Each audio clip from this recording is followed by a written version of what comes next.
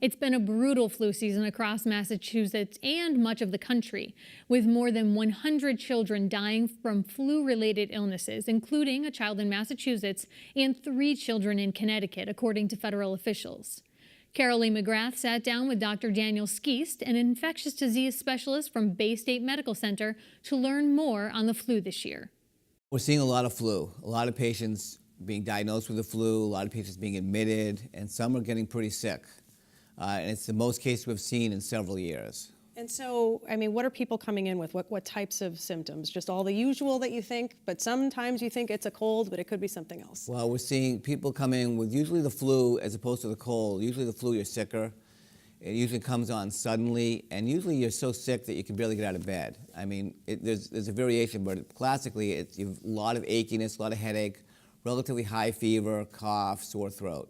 And what are the strains of the flu? Well, so there's always influenza A and B. Now, within A, there's substrains. And this year, what we're seeing is what's called H3N2 and less of H1N1, which is what we had in 2009 during the swine flu epidemic. So mainly we've had H3N2, which has been pretty severe this year, and now we're starting to see, that's A, and now we're starting to see some B as well. And usually that does happen. We'll see A first and then B. And usually the A strains are more severe, cause more severe disease. And is that what we've been seeing as far as the deaths? I know that the CDC in particular had said that there were 63 pediatric deaths so far this season. Yes, we have been seeing it's from the influenza A, H3N2. And unfortunately, the flu is a serious illness. Now, most people who are otherwise healthy are going to, they're going to feel really sick for a week, but then they're going to get over it.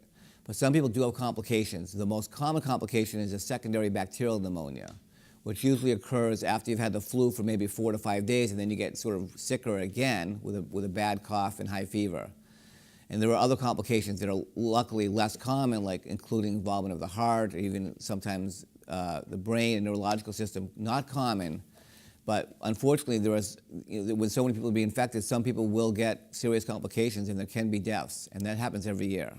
Right. There are thousands of people who die from the flu every year, and I think sometimes you think, oh, it's just the flu, you kind of discount it, but obviously far more serious. Right. There can be some serious illness from the flu. Now, usually the people most at risk are those who have underlying medical conditions. For example, if they have an immunocompromising condition, if they have cancer, of getting chemotherapy, if they have AIDS, things like that.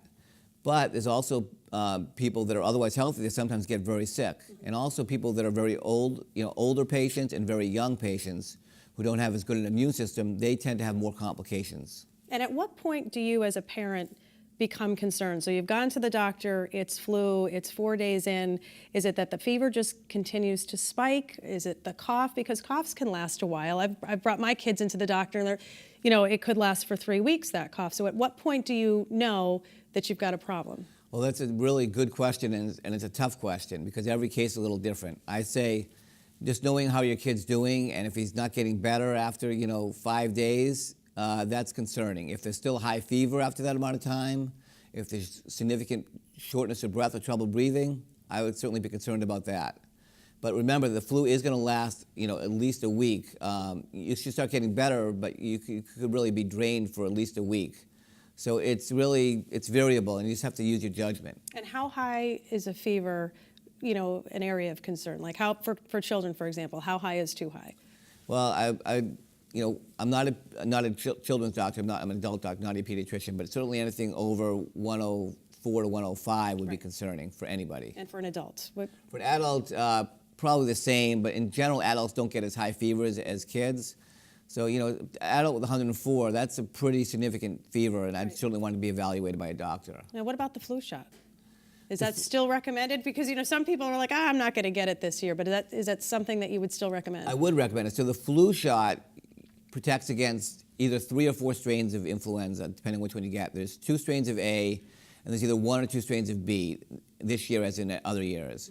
Now, sometimes it's a better match than other ones. It's kind of difficult because they have to make up the flu shot. Actually, last March, they have to figure out what strains are going to be in it for this coming year. And it's a very long process. It has to be grown in chick embryos, and they need thousands of them, and it's a very long process. This year, it looks like the match was not as good because the virus may have mutated. That being said, it's thought that even if you get the flu in spite of the flu shot, you may have a sort of milder case. And there's really no downside, so I would still recommend it. Even though it's late in the year, I would even get it now because we're still seeing a lot of flu. And it takes about 2 weeks for the full immunity of the flu shot to kick in.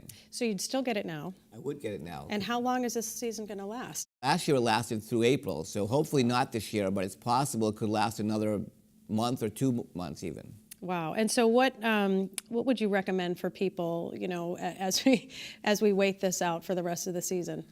So I recommend common sense. So if you have the flu or if you have a cough, cough into your elbow. Wash your hands. If you have the flu or you don't have the flu, wash your hands. And if you have the flu, stay home. Right. And certainly you don't want to panic people because, you know, it happens every year. But right. I feel like people are a little bit more nervous this year with all of the news that has broke about right. this. And you're right. People shouldn't panic because a lot of people are going to get the flu, certainly have had the flu this year. Most of them are going to recover. They're going to feel not very well for a week and have to stay home, but then they're going to recover. But again, if someone's really sick and, you know, really is a lot of shortness of breath or high fever that won't break after several days, then they should seek their doctor.